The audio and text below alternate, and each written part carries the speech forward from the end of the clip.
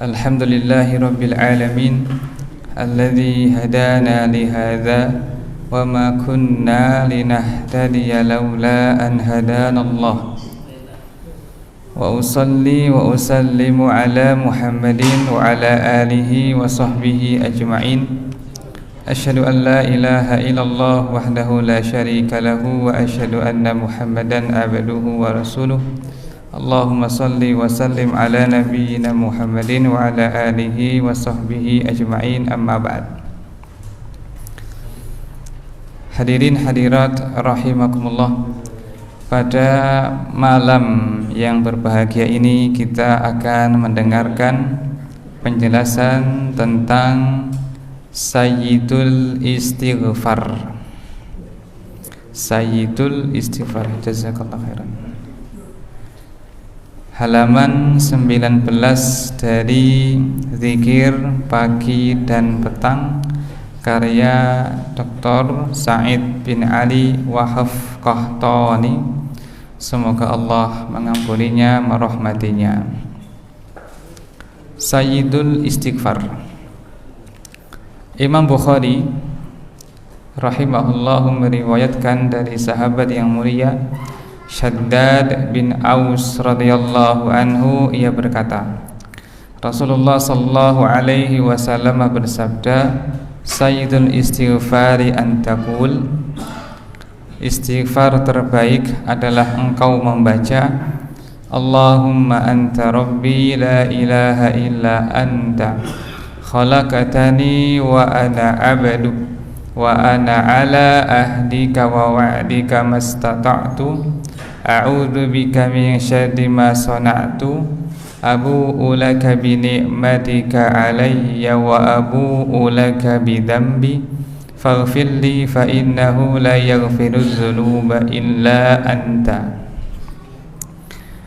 Qala, Nabi melanjutkan, man qalaha minan nahari mukinan biha famata min yaumihi qabla an yumsiya fahuwa min ahlil jannah. Siapa yang membacanya di pagi hari dengan yakin, lalu ia meninggal pada hari itu sebelum sore hari, yakni sebelum matahari tenggelam, maka ia termasuk penghuni surga. Wa man qalaha minal laili wa huwa muqinun biha, dan jika ia membaca di malam hari dengan yakin, famata min lailatihi qabla an yusbih, lalu ia meninggal sebelum pagi hari, fahuwa min ahlin jannah, maka dia termasuk penghuni surga. Maka kita bertanya-tanya, seperti apa isinya hingga fadilahnya begitu besar, yaitu jaminan masuk surga sehari dibaca 2 kali, di pagi hari dan di sore hari. Dan ternyata zikir ini dinamakan dengan Sayyidul Istighfar. Sayyid artinya adalah yang terbaik, yang terdepan. Sebagaimana ungkapan Sayyidul qaumi ay afdaluhum wa muqaddamuhum. Sayyidnya kaum maknanya adalah yang terbaik dari mereka, yang terdepan dari mereka.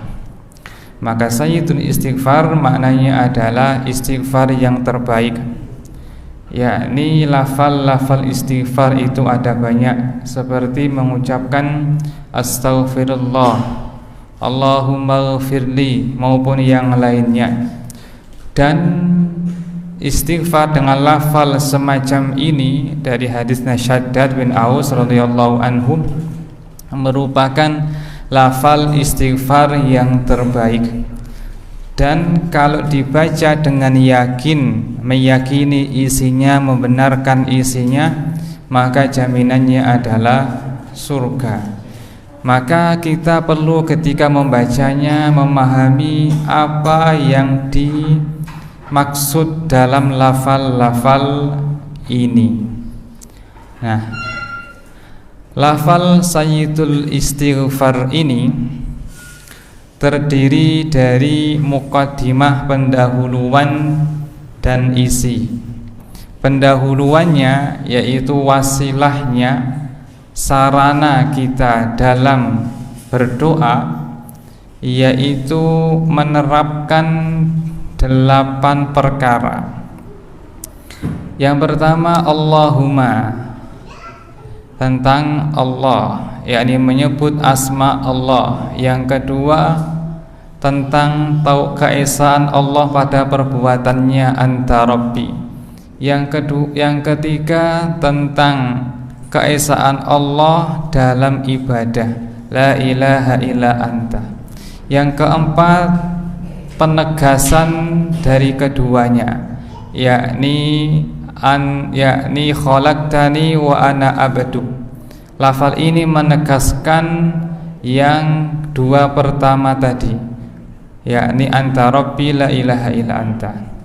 Yang kelima, tentang perjanjian kita dengan Allah, wa ana ala ahdika wa wa'dika mastata'tu. Yang keenam, tentang berlindung dari keburukan dosa, a'udzubika min syarri ma sana'tu. Yang ketujuh, tentang pengakuan semua nikmat dari Allah, abu'u laka bi ni'matika alayya. Yang kedelapan, tentang pengakuan dosa, wa abu'u laka bi dzambi. Setelah menyebut 8 muqaddimah ini, 8 wasilah ini, kita meminta, maksud dari permintaan kita itu apa? Faghfirli, ya Allah ampuni aku.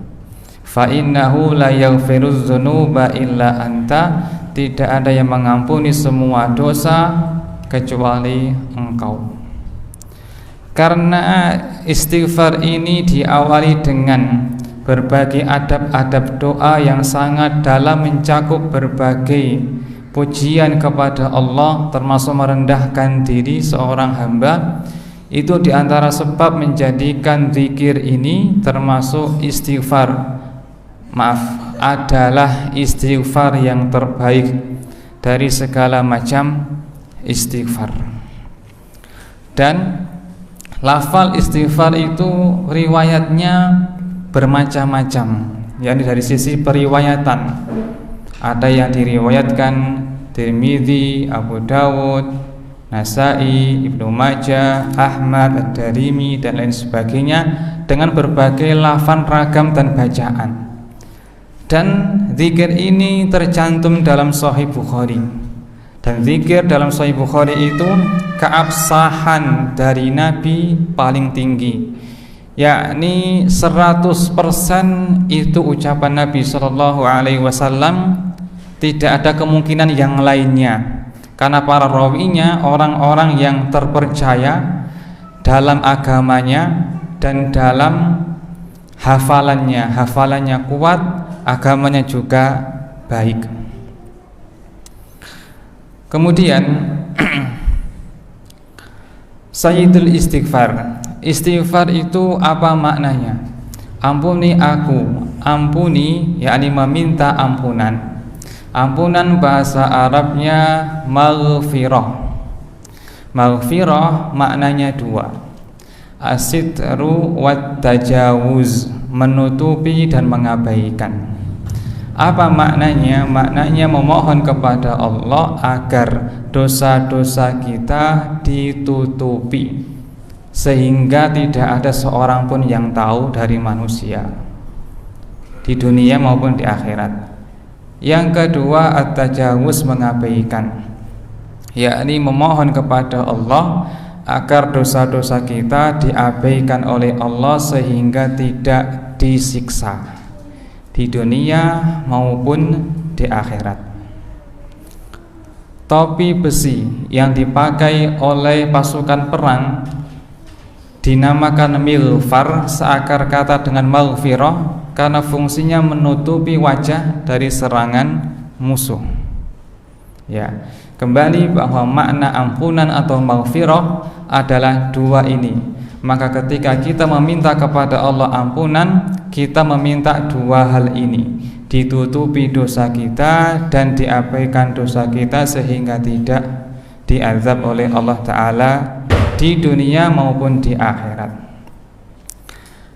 Dosa itu ada efeknya di dunia sebelum di akhirat. Misalkan sabda Nabi sallallahu alaihi wasallam, "Ma min muslim ma yusibul muslima min nasabin wala wasabin wala hammin wala husnin wala adhan hatta syaukati yushakuha illa kafarallahu biha khatayah." Orang muslim manapun yang tertimpa penyakit, kelelahan, rasa takut atas hari esok, rasa sedih masa lalu, diganggu orang lain hingga duri yang menusuknya, dengan itu Allah menghapus dosa-dosanya. Pemahaman dari hadis ini bahwa dosa itu ada efek sampingnya berupa dihukum terkadang ya di dunia untuk menghapus dosa-dosa orang tersebut. Nah, ketika orang memperbanyak istighfar kepada Allah, itu maknanya orang itu minta agar at-tajawuz, di samping ditutupi dosanya, diabaikan oleh Allah sehingga tidak dihukum di dunia, terlebih di akhirat.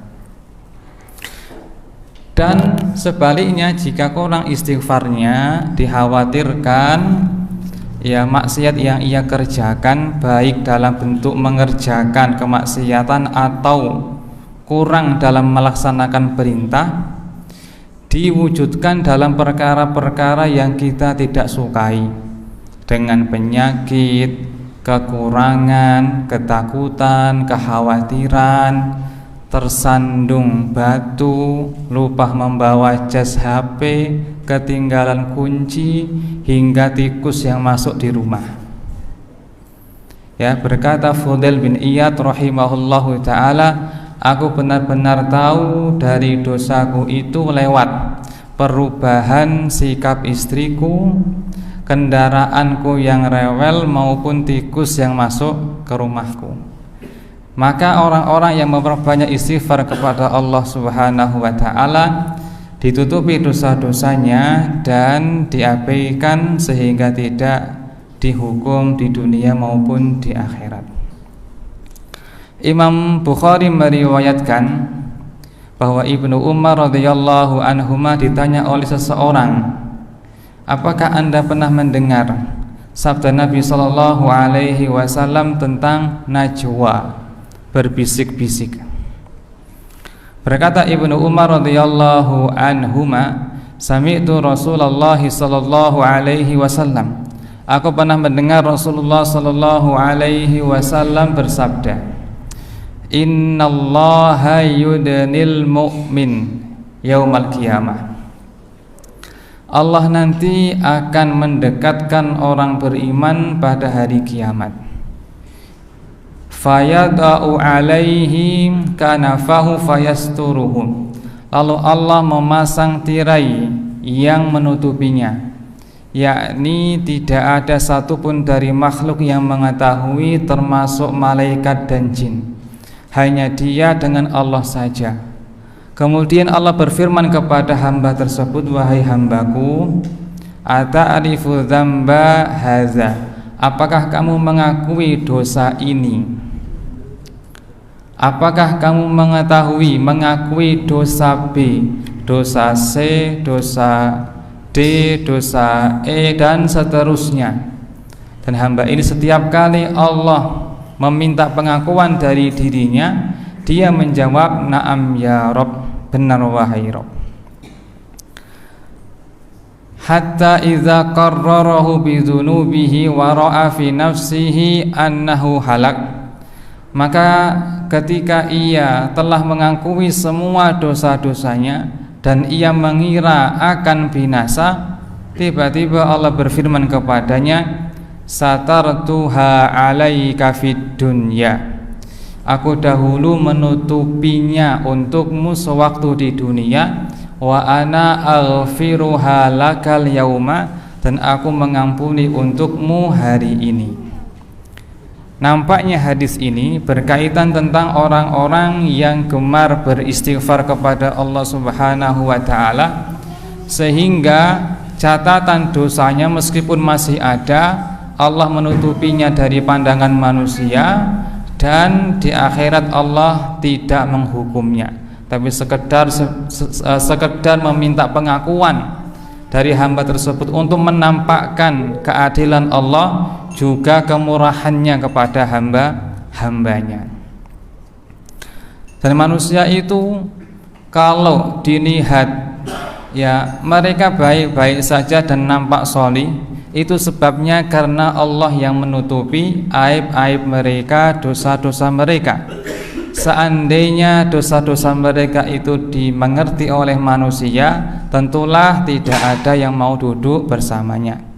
Berkata Muhammad bin Wasi' rahimahullahu ta'ala, termasuk orang terbaik di zamannya, termasuk perawi Bukhari, dia berkata, "Lau kanat lidzunubi rih majala sabi ahad." Seandainya dosa-dosa itu ada aromanya, tentulah tidak ada seorang pun yang mau duduk di sisiku, di sampingku. Naam, sayyidul istighfar intinya adalah meminta kepada Allah ampunan. Faghfirli fa innahu la yaghfiruz dzunuba illa anta. Ampuni aku ya Allah, tidak ada yang mengampuni semua dosa kecuali Engkau. Di antara karunia Allah kepada hambanya adalah Allah mau mengampuni semua dosa tanpa disisakan. Hanya Allah yang melakukan ini, adapun makhluknya tidak mau. Terhadap yang lainnya itu berat untuk bisa memaafkan secara totalitas. Misalkan ada orang yang dicuri hartanya, lalu di pengadilan dia pun berhasil diberikan kembali hartanya, dan dia pun memaafkan si pelaku. Tetapi dalam hati orang tersebut tidak bisa sempurna, karena tabiat manusia itu adalah menuntut apa yang merupakan haknya. Ada orang yang memaafkan tetapi hanya 1/10 dari kesalahan orang lain. Ada yang 50% dari kesalahan orang lain, tetapi Allah Ta'ala mengampuni semua dosa jika diminta ampun kepadanya. Qul ya ibadiyalladzina asrafu ala anfusihim la taqnatu mir rahmatillah innallaha yaghfiruz dzunuba jami'a innahu huwal ghafurur rahim. Katakanlah kepada mereka, wahai Nabi, wahai hamba-hambaku, ya ibadiyalladzina asrafu, wahai hamba-hambaku yang melampaui batas kepada diri mereka sendiri, kalian jangan berputus asa dari rahmat Allah, dari ampunan Allah, karena Allah mengampuni semua dosa. Dia zat yang paling banyak mengampuni dan paling sayang kepada makhluknya. Wa kana bil mu'minina rahimah. Allah Ta'ala sangat sayang kepada orang-orang beriman. Ketika Amr bin As radhiyallahu anhu hendak masuk Islam, ia mensyaratkan kepada Nabi sallallahu alaihi wasallam, ya Rasulullah, aku mau masuk Islam dengan satu syarat. Apa syaratnya wahai Amr? Syaratnya adalah Allah mengampuni semua dosa-dosaku yang lalu. Dan Amr dosanya itu banyak sekali, besar sekali. Di antaranya dia termasuk pemuka Quraisy yang mengumpulkan massa untuk menyakiti, menyerang Nabi Muhammad sallallahu alaihi wasallam. Maka Nabi sallallahu alaihi wasallam berkata, ya Amr, tidakkah engkau tahu annal Islam yahdimu ma qablahu, bahwa Islam itu akan menghapus semua dosa masa lalu, yakni semua dosanya diampuni oleh Allah Ta'ala. At-taibu kaman la dzambalah, orang yang bertaubat itu diantaranya masuk Islam seperti orang yang tidak memiliki dosa sama sekali, yakni seperti kertas yang masih putih atau seperti anak yang baru dilahirkan. Ini karunia dari Allah Ta'ala kepada umat ini. Faghfirli fa innahu la yaghfirudz dzunuba illa anta. Ini inti dari permintaan kita. Lalu kita akan merinci dari 8 wasilah yang disebutkan dalam zikir ini. Yang pertama, Allahumma. Zikir ini diawali dengan Allahumma ya Allah. Allahumma itu aslinya Allahu ya. Allahu ya itu aslinya ya Allahu, wahai Allah. Makanya terjemahannya wahai Allah, tetapi huruf ya-nya ditaruh di depan Allahu ya sebagai bentuk ya mentuluskan panggilan. Yang pertama kali dipanggil adalah lafal Allahnya Allahu sebelum harfun nidaknya ya, yang menunjukkan ketulusan seorang hamba ketika memanggil Allah Subhanahu wa Ta'ala. Berkata Hasan Al-Basri rahimahullah, siapa yang mengawali doanya dengan Allahumma, maka Allah akan mengabulkan doanya.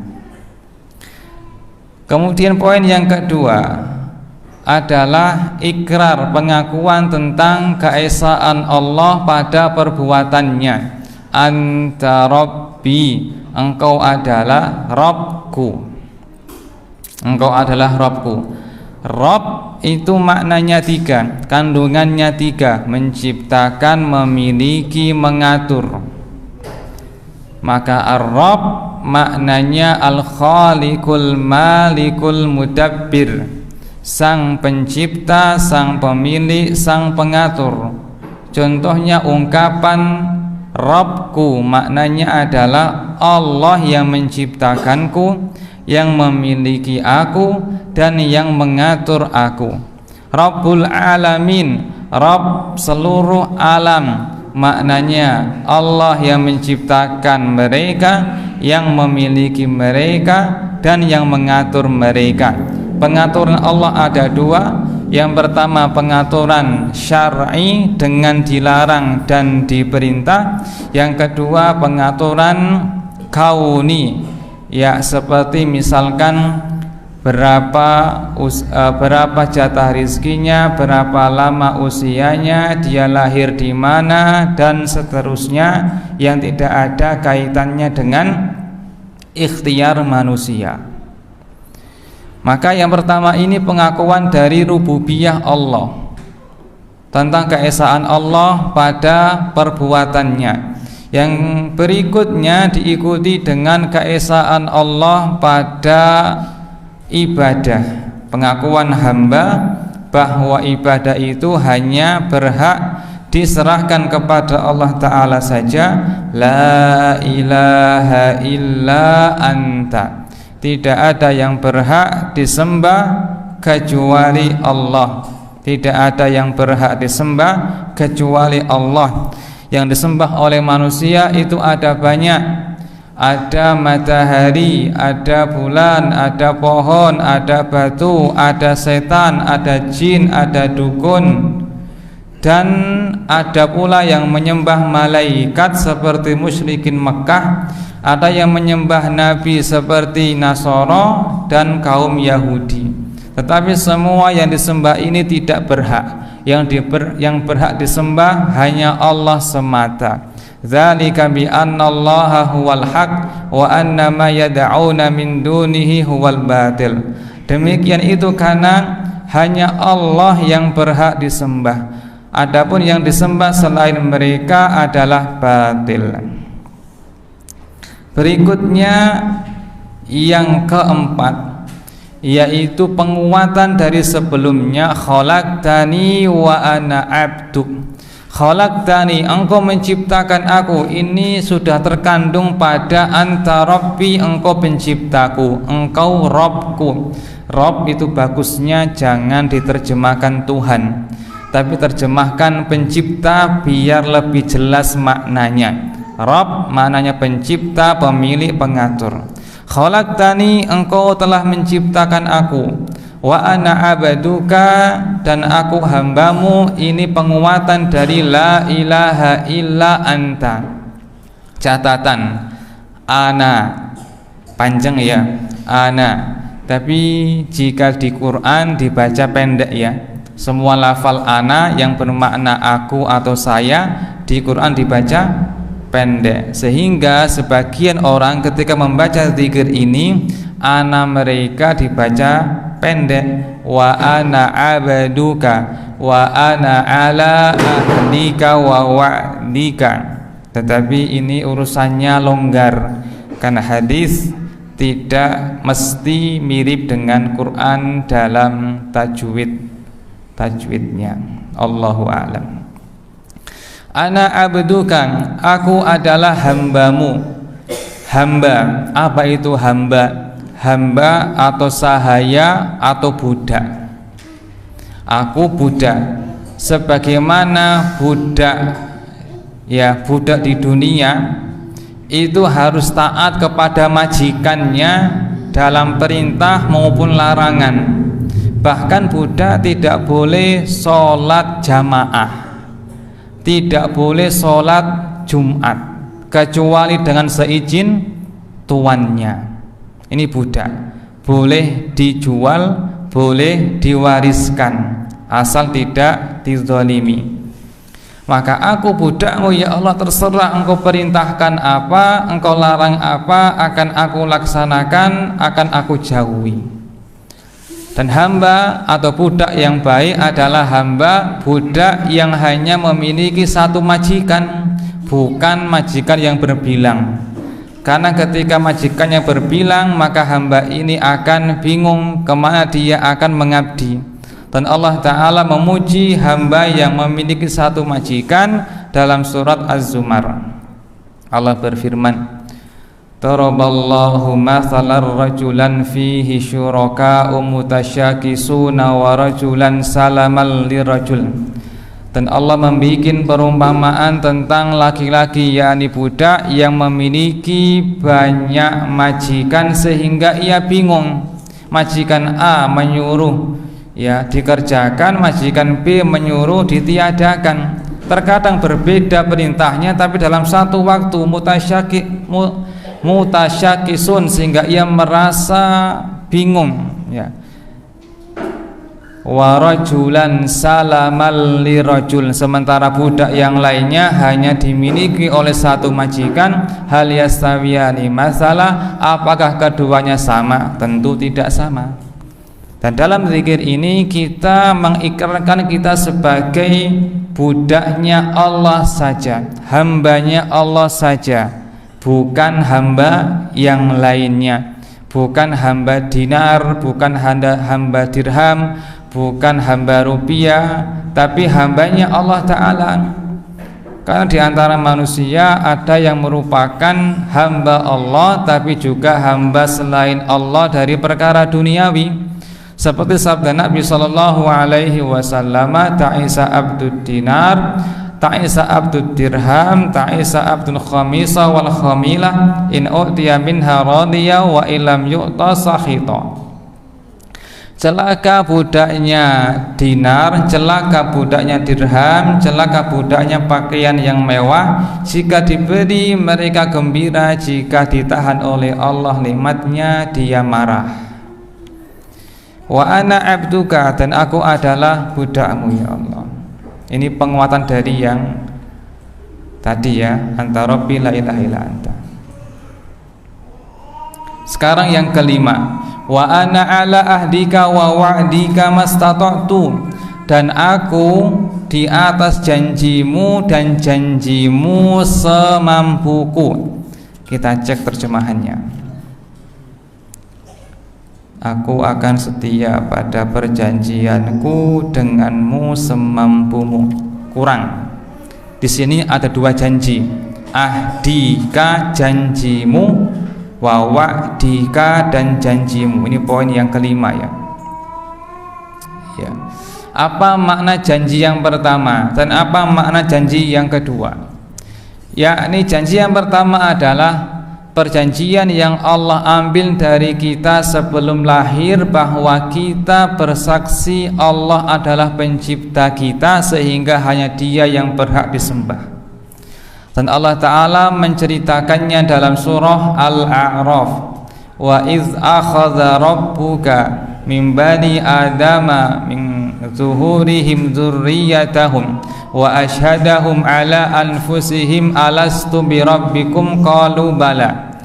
Dan ingatlah ketika Rabbmu mengambil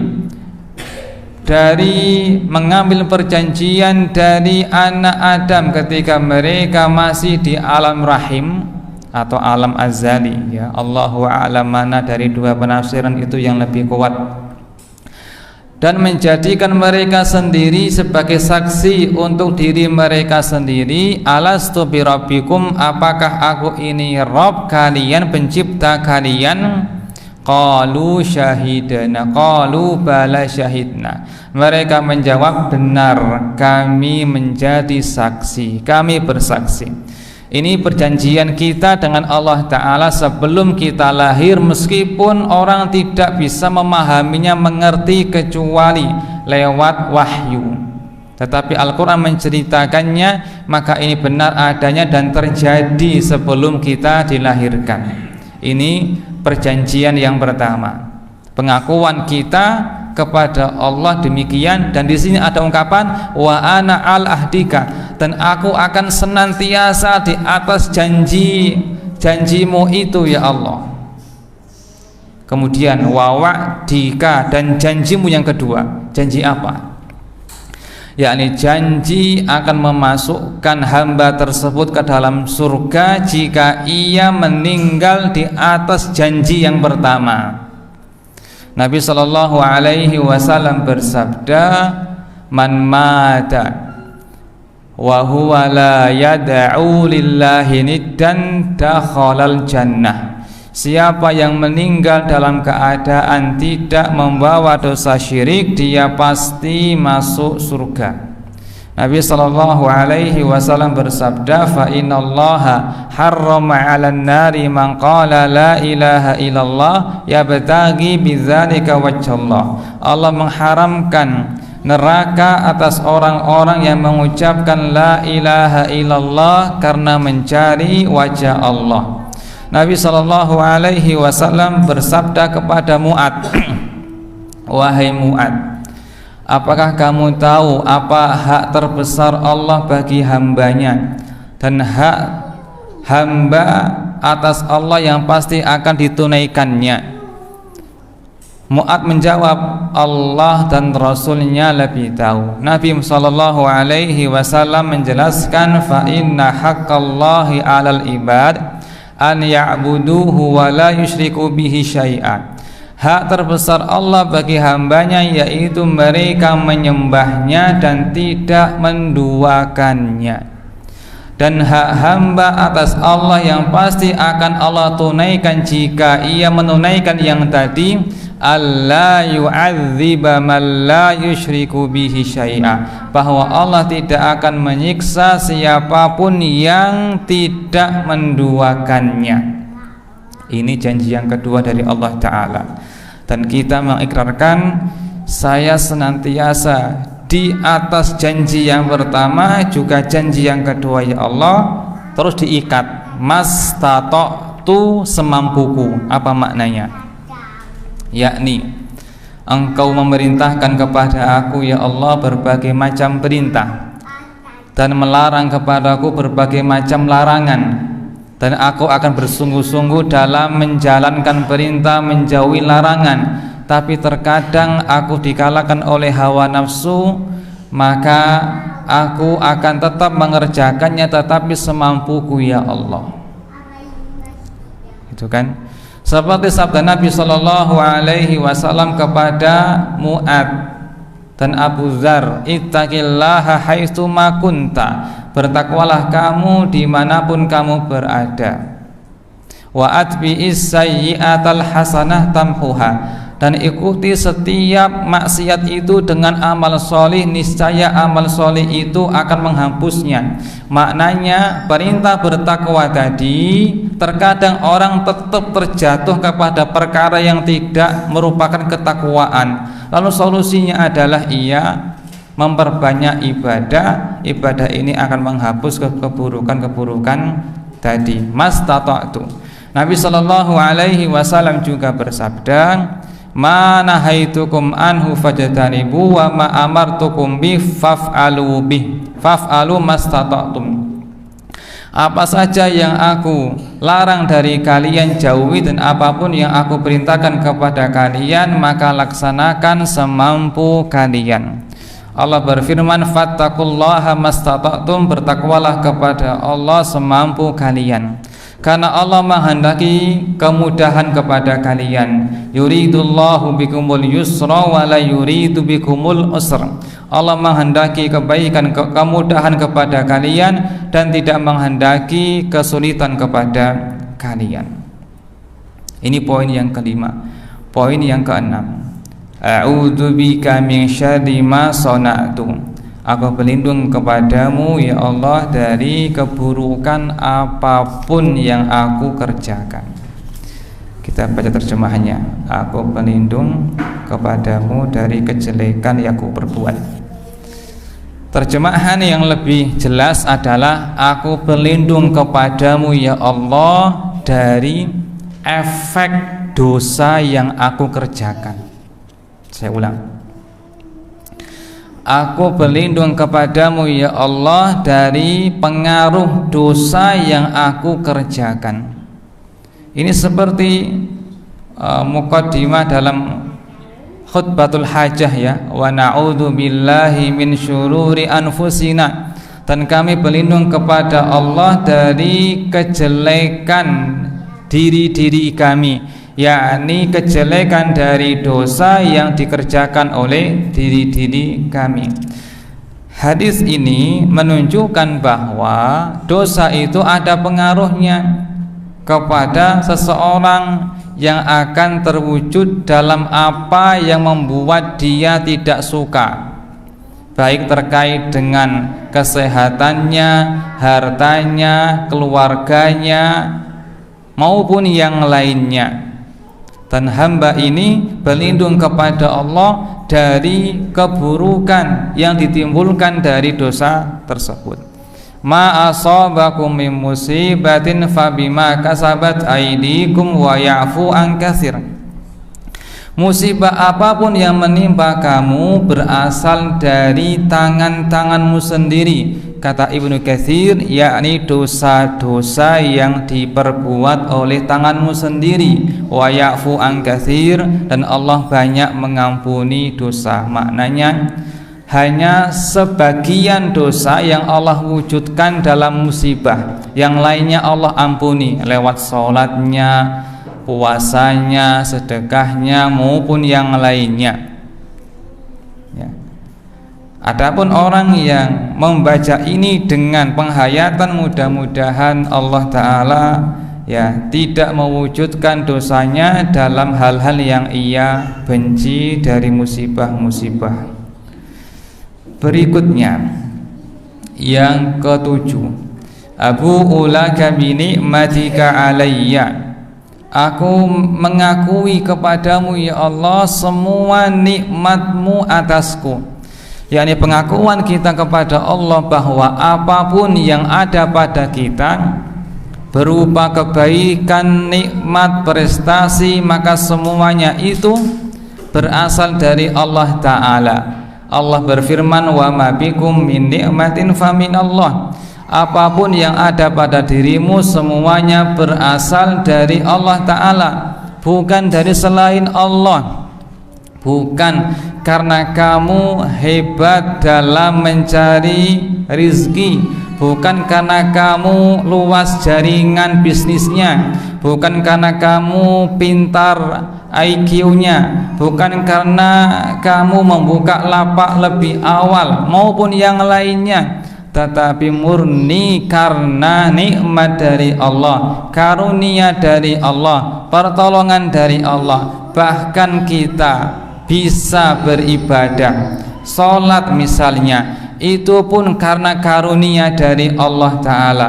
Makanya ketika muadzin memanggil kita, hayya 'alas sholah, mari kita sholat, maka kita menjawab, la haula wala quwata illa billah, tidak ada daya dan upaya kecuali dengan pertolongan Allah Ta'ala.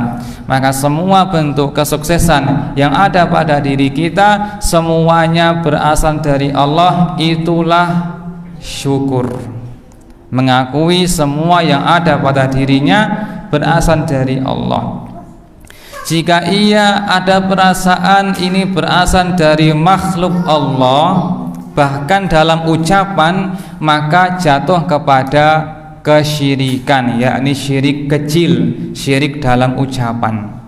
Allah berfirman, wala taj'alu lillahi andada, kalian jangan menjadikan tandingan-tandingan kepada Allah.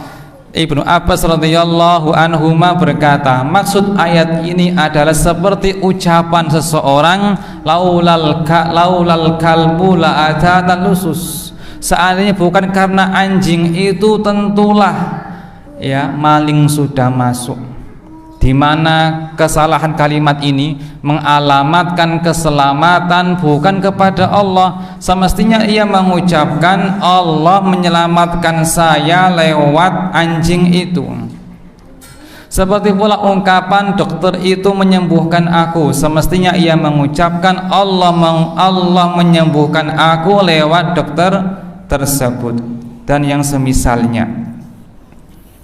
Abu ulaka bi ni'matika alayya, aku mengakui semua nikmat-nikmat yang ada padaku ya Allah berasal darimu, bukan dari jerih payahku. Jangan seperti Qarun yang ia memiliki prestasi, kekayaan yang melimpah hingga kunci-kunci gudangnya tidak mampu dipikul oleh orang-orang yang kuat. Ia dengan sombongnya mengucapkan, innama utituhu ala ilmin indi, aku mendapatkan semua ini karena ilmu yang ada pada diriku, ilmu yang ada pada diriku. Maka Allah Ta'ala membenamkan dirinya ke dalam perut bumi. Awalnya dia meninggi di atas permukaan bumi, hukumannya dibenamkan ke dalam perut bumi, bukan di permukaannya, sebagai bentuk menghinakan dirinya. Adapun hamba di sini dia mengakui semua nikmat yang ada pada dirinya, kebaikan yang ada pada dirinya, semuanya berasal dari Allah Ta'ala. Sudah ada mas? Belum?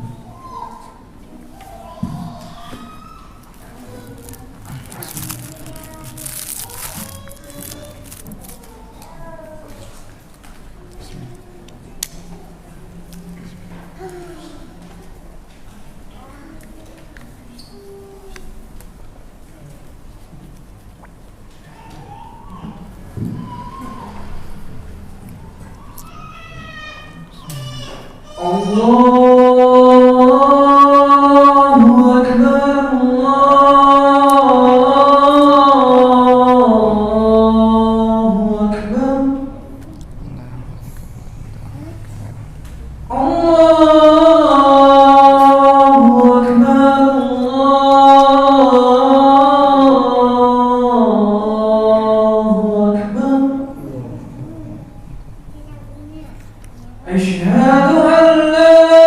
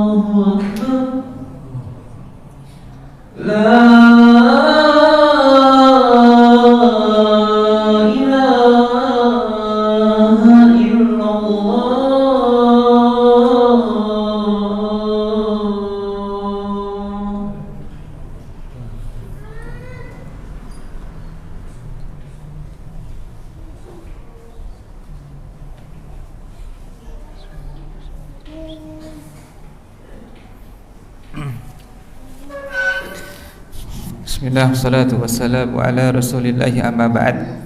Kita melanjutkan poin yang terakhir, yaitu wa abu'u laka bidzambi.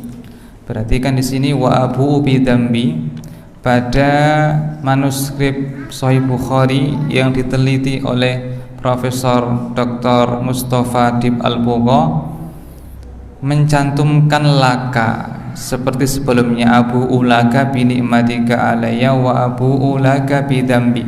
Ini yang mahfuz, lebih terjaga menurut beliau lafalnya, ditambahi dengan laka, abu ulaka bi dzambi.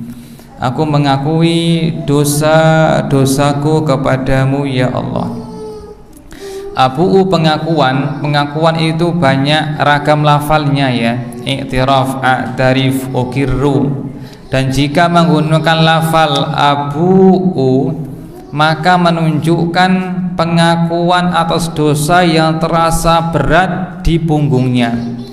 Orang itu merasa berat dalam memikul dosa-dosanya tersebut.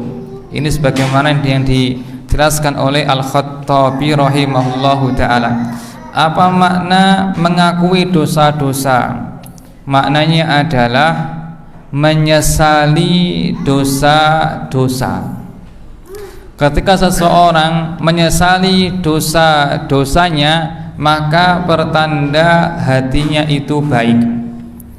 Apa bedanya antara menyesali yang benar dengan menyesali yang tidak benar? Menyesali yang benar contohnya adalah ia menyesal kenapa minum khamr. Allah telah mengharamkannya, kenapa tetap meminumnya? Menyesal karena Allah.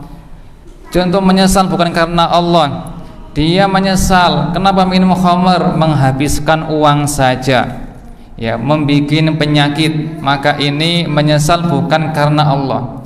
Adapun yang dimaksud di sini adalah menyesal karena Allah Ta'ala. Dan menyesal itu pada hakikatnya adalah inti dari taubat. Nabi sallallahu alaihi wasallam bersabda, ya, an-nadamu taubatun. Menyesal adalah taubat, yakni unsur paling besar dari taubat adalah menyesal. Kapan seseorang dalam hatinya ada penyesalan atas pelanggaran masa lampau, pertanda orang itu sedang bertaubat kepada Allah Ta'ala. Jika ditambah dengan sekarang berhenti dan bertekad untuk besok tidak mengulangi, maka sempurna taubatnya atau taubatan nasuha. Dan orang semacam ini potensi besarnya ketika ia menyesali tersebut diampuni dosa-dosanya. Kullu ummati mu'afan illal mujahirun. Semua umatku akan dimaafkan oleh Allah kecuali orang-orang yang terang-terangan. Siapakah mereka wahai Nabi sallallahu alaihi wasallam? Yaitu orang yang di malam hari berbuat maksiat dan Allah menutupinya dari manusia. Lalu di pagi harinya dia menceritakannya kepada manusia dan dia membongkarnya padahal Allah sudah menutupinya. Yakni kata seorang itu dia merasa tidak menyesal. Buktinya apa? Dia bangga menceritakannya kepada orang lain. Maka selama penyesalan ada pada diri seorang hamba, itu pertanda kebaikan. Abu ulaka bi ni'matika alayya. Aku mengakui kepadamu ya Allah semua dosa-dosaku. Setelah ia menyebutkan 8 poin ini, dia mengungkapkan permintaannya, faghfirli, maka ampuni aku ya Allah. Fa innahu la yaghfirudz dzunuba illa anta, tidak ada yang mengampuni semua dosa kecuali hanya Engkau saja. Ini jika dibaca dengan yakin, apa balasannya? Jika ia membacanya di pagi hari dengan yakin, lalu ia meninggal sebelum matahari tenggelam, termasuk penghuni surga. Jika ia membacanya di malam hari, ya, di malam hari, atau mungkin sebelum matahari tenggelam ketika asor, ya, 2 pendapat. Lalu ia meninggal di malam hari sebelum subuh, fahuwa min ahlin jannah, maka ia termasuk penghuni surga. Dan dalam riwayat yang lainnya Nabi Shallallahu Alaihi Wasallam menganjurkan orang yang mendengarkan ini an yata'allamahu, untuk mempelajarinya, maknanya menghafalnya. Maka selayaknya kita ya menghafal zikir ini, dibaca setiap hari 2 kali, di pagi dan sore hari, serta direnungkan maknanya, karena semua isinya itu adalah tauhid, akidah, yang merupakan ya kunci surga. Allahu ta'ala a'lam. Demikian yang bisa disampaikan. Pertanyaan atau sudah Pak Win? Pertanyaan ataukah sudah?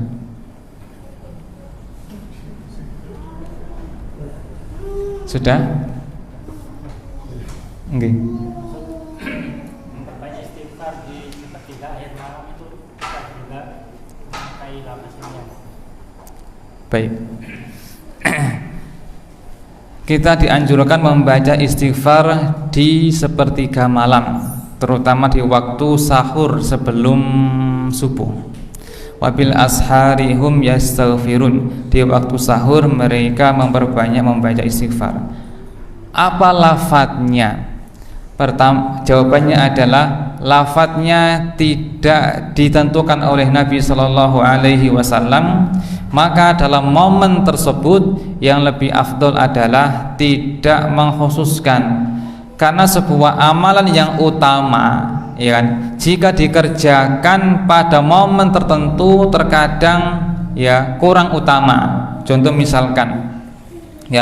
misalkan memperbanyak membaca Al-Quran antara adzan dengan iqamat, ya itu boleh utama, tapi lebih utama lagi berdoa, karena Nabi bersabda, ya, inna du'a la turaddu bainal adzan wal iqamah, doa antara adzan dan iqamah tidak ditolak. Artinya ibadah berdoa di waktu tersebut itu lebih utama daripada amalan yang paling utama dari zikir dan doa, yaitu Al-Quran, karena terkait dengan tadi waktu, ya, waktu. Nah, kembali kepada yang tadi, Sayyidul istighfar itu lafadznya yang paling utama, dan Nabi Shallallahu Alaihi Wasallam menyebutkan dibaca 2 kali dalam sehari, ya kan, pagi dan sore hari.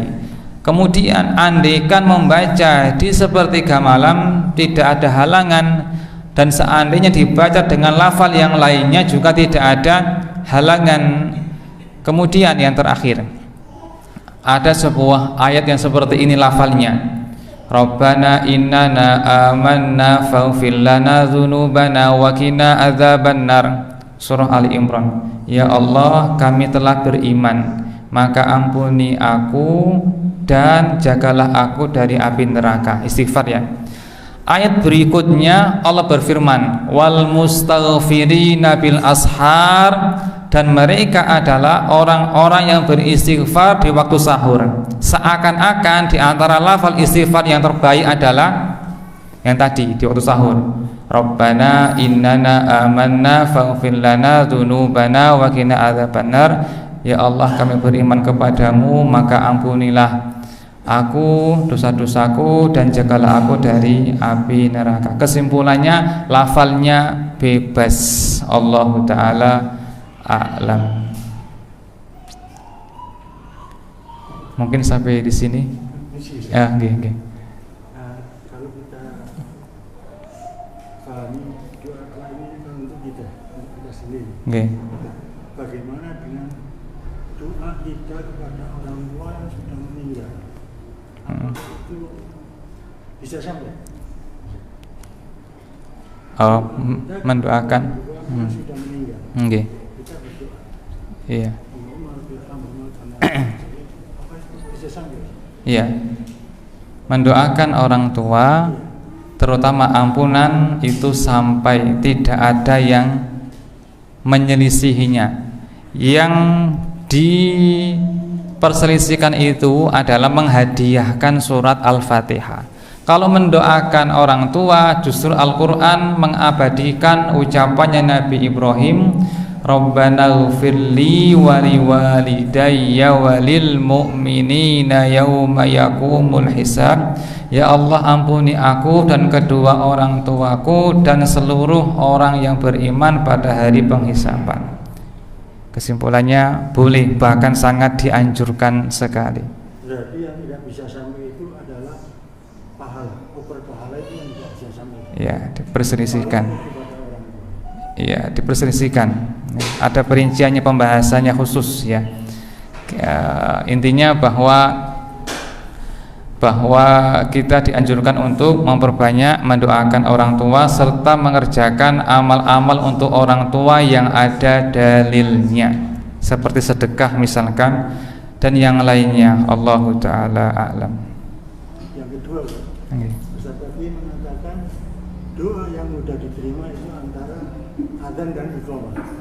Nah, kenapa antara adzan dan iqamah pada waktu sholat isya?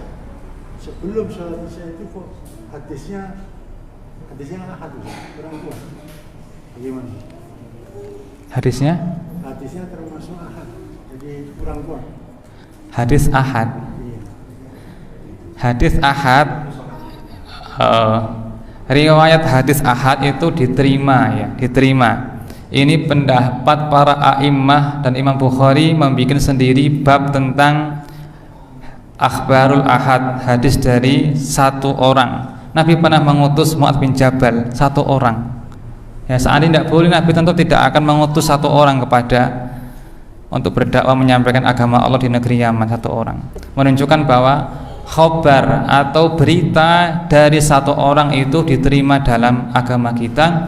Adapun kaum yang pertama kali mengingkarinya adalah kaum Mu'tazilah, dan yang kelompok sekarang mengikutinya adalah HTI, ya, Hizbut Tahrir Indonesia. Itu diantara ADART mereka bahwa hadis ahad tidak diterima, sehingga tidak mengimani azab kubur. Allahu Ta'ala a'lam, Allah lebih mengetahui hakikatnya. Demikian. Nggih. Kita akhiri sampai di sini, semoga bermanfaat. Jazakumullahu khairan wa sallallahu ala nabiyyina Muhammadin wa ala alihi wa sahbihi wa baraka wa sallam. Subhanakallahumma wa bihamdika asyhadu an la ilaha illa anta astaghfiruka wa atubu ilaik. Wassalamu alaikum warahmatullahi wabarakatuh.